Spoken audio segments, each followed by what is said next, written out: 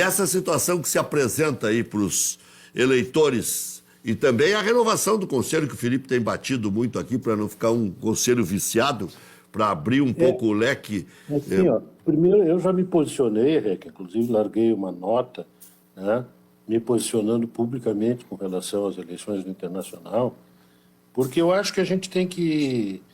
E eu não me sinto autorizado a fazer isso, depois de 35 anos no Conselho, de 12 anos na gestão do clube, né? Eu não me sinto autorizado a me omitir num momento desse. A omissão, para mim, a inércia, né, ela sempre representa a pior das opções. Porque se nós temos duas alternativas para a direção do Internacional, é impossível que nós não possamos fazer uma comparação, que nós não possamos fazer um balanço entre as duas e decidir o que é melhor para o clube, né? Eu, diante disso, tomei uma decisão, publicizei essa decisão e apoio o presidente Barcelos para dar continuidade à sua gestão no clube. Por duas razões. Primeira delas, né, eu acho que dentro das dificuldades que o Internacional teve, que dentro da história, né, dessas últimas gestões, ele fez o possível, né? Mas não ganhou título nenhum. Mas e o outro candidato ganhou qual título depois de quase se imortalizar na vice-presidência de futebol do Internacional? Não ganhou absolutamente nada, né? E, aliás, na época não ganhava nem Grenais, né? Então, o presidente Barcelos assumiu. De fato, ele era, para mim, um desconhecido, eu não convivi com ele, né, dentro do Internacional, mas ele fez algo que, para mim, como colorado, é fundamental, né? Ele montou uma equipe competitiva, né? Mas foi tarde. Bom, foi o possível. Montou uma equipe competitiva. Nos últimos anos, a contar lá da desgraça que foi a queda para a segunda divisão, quem conseguiu compor ou montar uma equipe competitiva? Ele foi audacioso ao recontratar, ou convidar para ser contratado o Kudê, e o Kudê mostrou competência no seu retorno ao Internacional. Mas nós não ganhamos a Libertadores. Ele fez uma aposta, a aposta possível. O Internacional não tem plantel e não tem possibilidade de enfrentar duas competições, da grandeza de uma Libertadores e da grandeza do Brasileirão, a um só momento. Ele fez uma alternativa, a alternativa mais valiosa. E nós esbarramos aonde?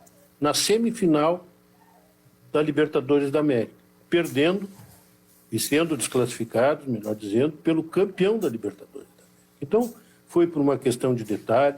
Nós perdemos alguns gols, né, que poderiam ter nos levado à final.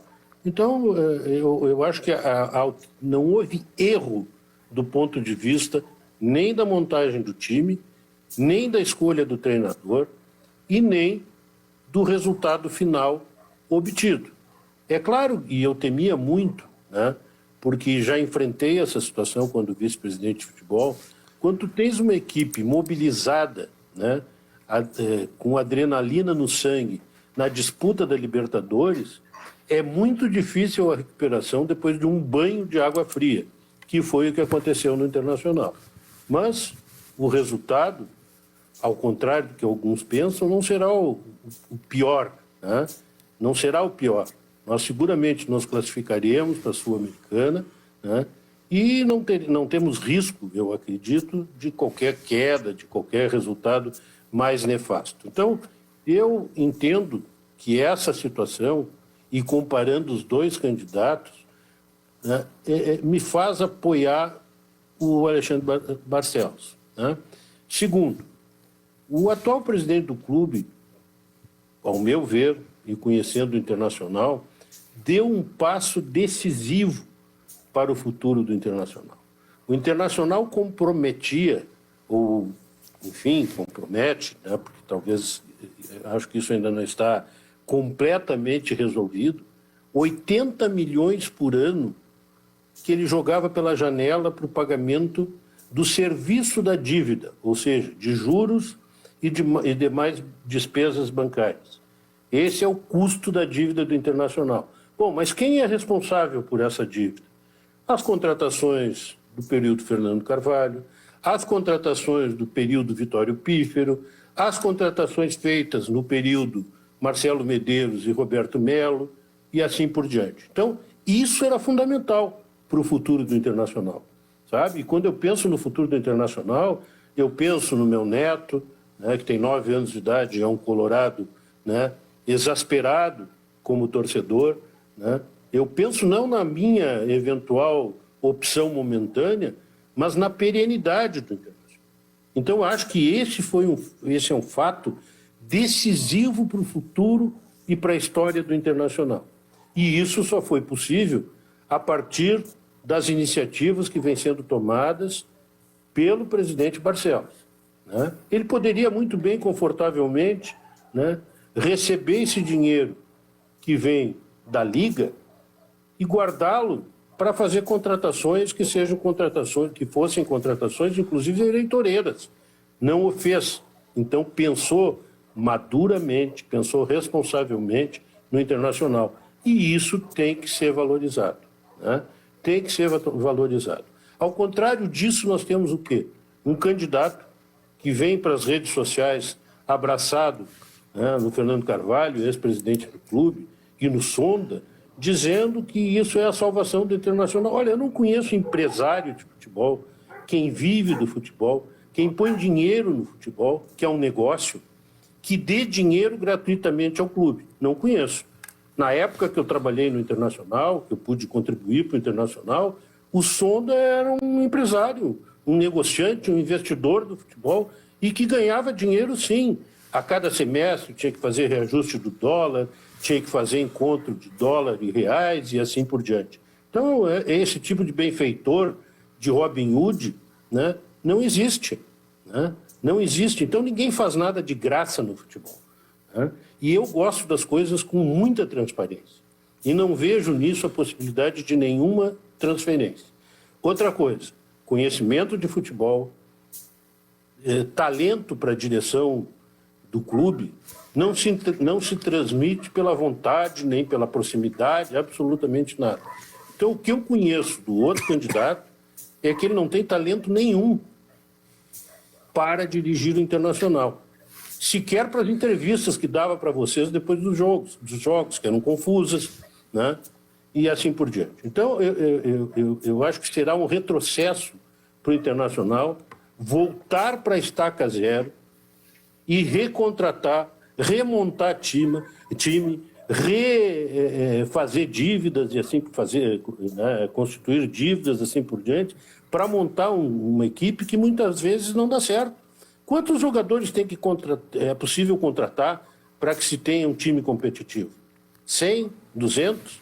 Vamos pegar a história de cada presidente do Internacional e quantos jogadores foram contratados para ter um time competitivo, né? E o que custou isso para o Internacional? Você sabe os números e sabe do que eu estou falando e de quem eu estou falando. Então, eu acho que o presidente Barcelos é um presidente responsável, é um presidente que representa muito bem o Internacional, é um presidente que age com transparência. Então, o meu apoio é para ele, para que tenha continuidade na sua gestão e possa, enfim, comprovar a sua possibilidade de fazer uma gestão, depois de tudo isso que passou, no mínimo, né, no mínimo, grandiosa, como se quer, para o Internacional. Do outro lado, não vejo isso, né? Não vejo essa possibilidade. Vejo uma aventura, vejo assim, uma escolha muito pessoal, né? Muito continuista de um grupo que pretende dominar o Internacional, né? Não vejo essa possibilidade e não quero contribuir com isso. Então, essa é a minha decisão. Com relação ao conselho, né, que o Felipe estava falando, né, eu vou por esse caminho, né? Uma das piores coisas que já aconteceram na história do Internacional, uma das piores situações, é a de um conselho hegemônico. O conselho das vaquinhas de presépio que só servem para sacudir a cabeça e dizer sim, né? Os piores momentos na história do Internacional se deram quando isso preponderou dentro do Conselho Deliberativo. Por quê? Porque o Conselho Deliberativo tem um papel fundamental, que é o de fiscalizar. 2, tem um papel que é o de debater e estabelecer um contraditório com relação às ações de gestão.